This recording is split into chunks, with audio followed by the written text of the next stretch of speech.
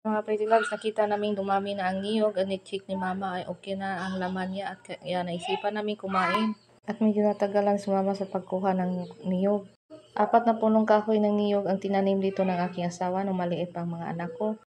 Saka dito na nga to sa likuran ng aming bahay. Madali lang siyang abutin. Pero nahirapan lang si mama sa pagkuha dahil napakaraming langgam. At syempre natuwa na si mama dahil nakuha na niya ang niyog. Nahirapan siya sa mga langgam dahil nangagat din sa kanyang mga kamay.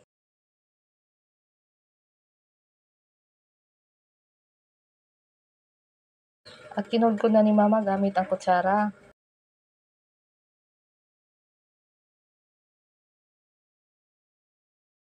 Ay mga pretty loves, kunan ko lang ng video ang kinudkod kong niyog.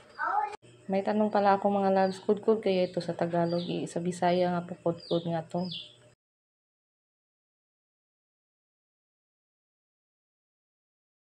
Ayan mga loves, natapos na din at nilagyan ko na ng sugar at gatas at ayan, sobrang napakasarap mga loves.